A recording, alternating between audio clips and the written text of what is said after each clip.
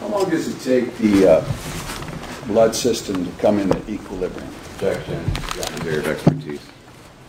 Do you understand the question? Oh, I understand the question. You able to respond? No, it is beyond my level Beyond of your expertise. expertise? Yes, sir. The objection's overruled. The answer remains. But you would expect equilibrium to be achieved in the blood system within a fairly short period of time? Objection. Same objection. I think he just indicated that's beyond his expertise. Okay. Sustained. We did not define therapeutic range yesterday. What is therapeutic range? Therapeutic range of a drug is a concentration of the drug that achieves the desired effect. It's given to you for a particular reason, and is it causing that desired effect and at that concentration? Generally, therapeutic range is obviously a safety concern. Some drugs are very safe, some drugs at all concentrations, some drugs are not so safe at all concentrations. What source do you use to determine therapeutic range? The review of the literature, the many clinical trials that goes on before a drug is actually FDA approved. They run numerous medical trials to determine what concentrations are in the bloodstream, what effects the drug is having on you. Have you made a determination as to the therapeutic range for propofol?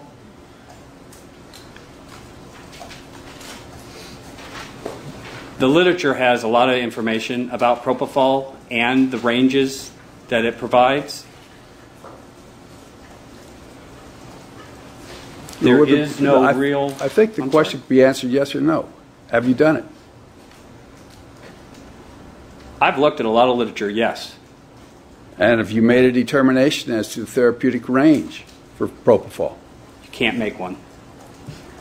Does the amount of propofol relate in a person's bloodstream relate to the degree of sedation? Objection. Beyond area of expertise. Is it? It's starting to get beyond my level. I mean, an anesthesiologist would be better. Okay, so you really can't answer the question as to therapeutic range for propofol. In relationship to behavior, no. Okay, what about the therapeutic range for lorazepam? In evaluation of decedent population and what I commonly see, I can comment on that. You can or can't? Can. Yeah, what is the therapeutic range for lorazepam? It typically ranges from, on average, about 100 to 200 on average, nanograms per milliliter, excuse me.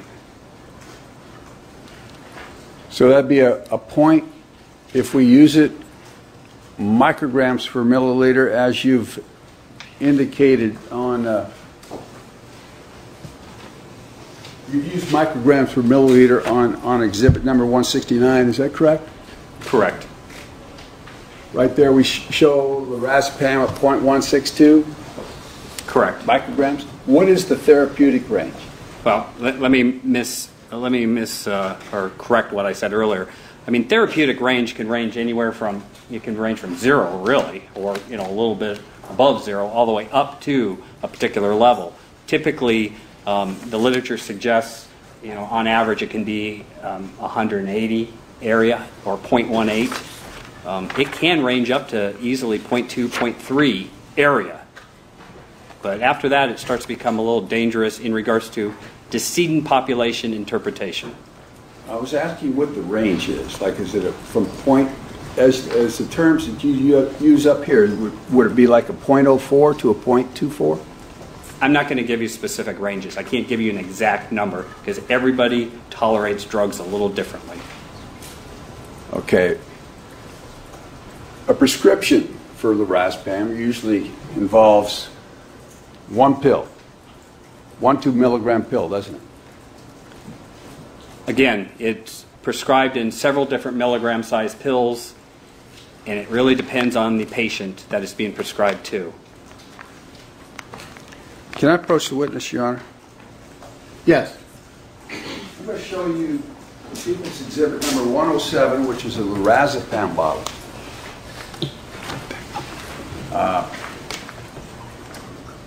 That is a prescription for Michael Jackson.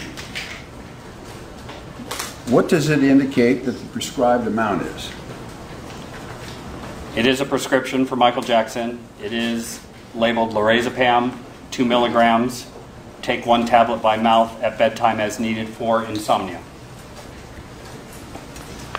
And that 1 tablet by mouth, what type of blood level would that achieve?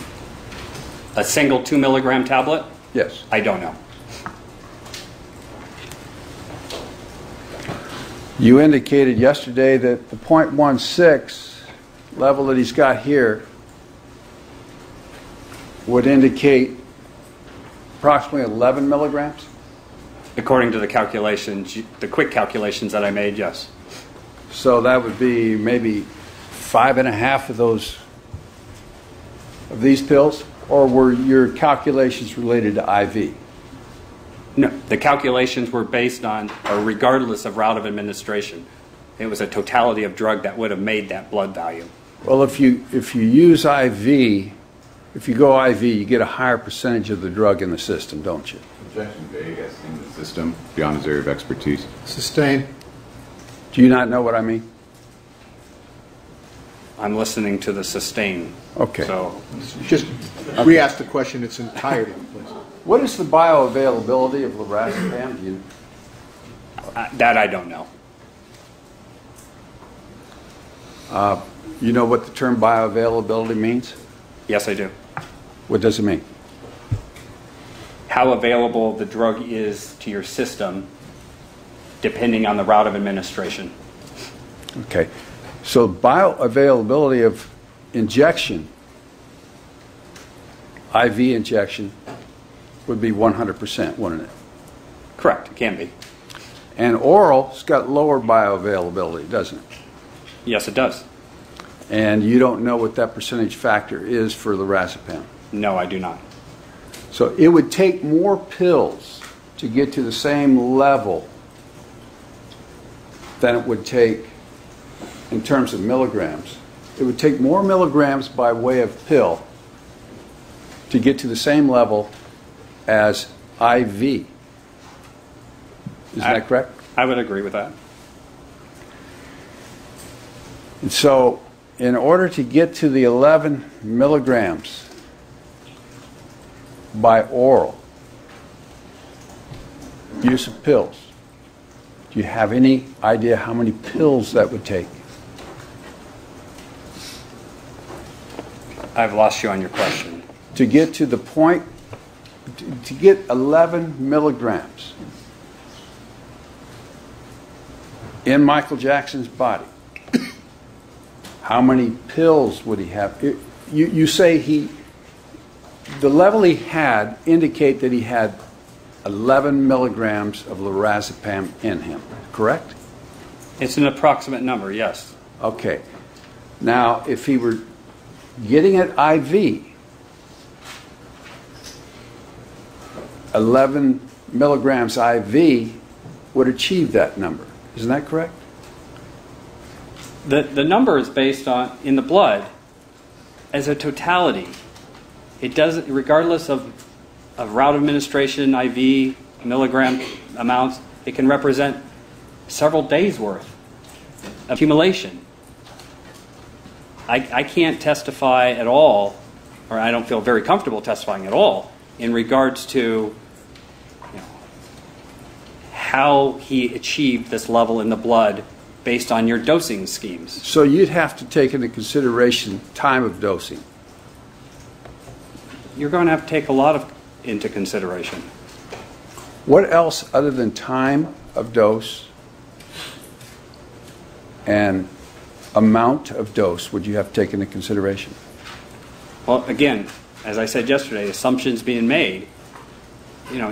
You're starting to get very deep into pharmacology, which I don't have a thorough background in, and I would rather leave it for the many experts that's going to march up here after me to talk about pharmacology. So you're not qualified to answer that question? I prefer not to, no. Okay. Are you comfortable with discussing ion trapping?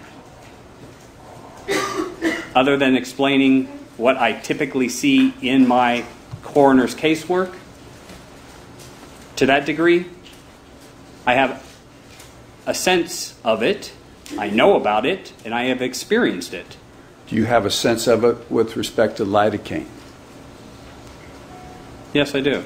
Because you've read Dr. Schaefer's report, is that correct? Oh, it goes beyond that. Okay.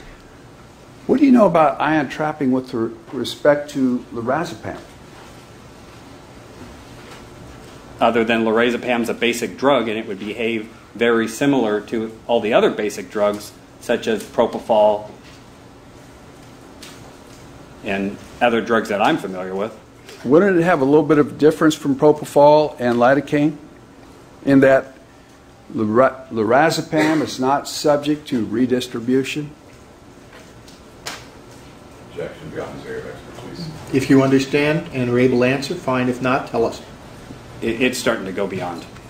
Okay, so you wouldn't know anything about lorazepam and post-mortem redistribution?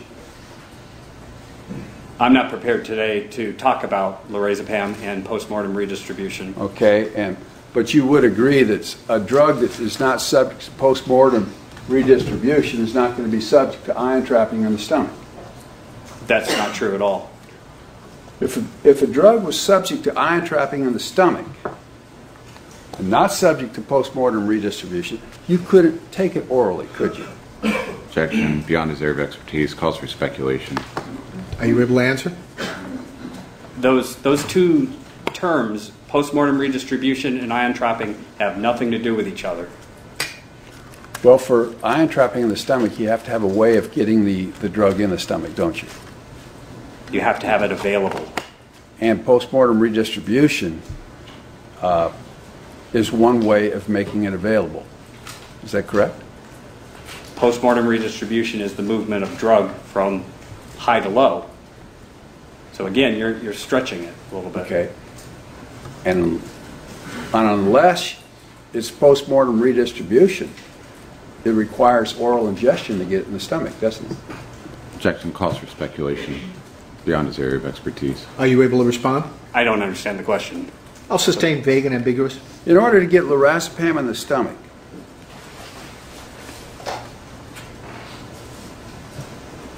do you know of another way other than post-mortem redistribution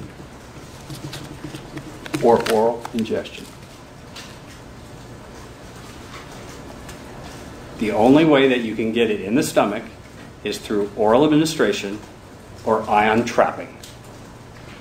It's not postmortem redistribution.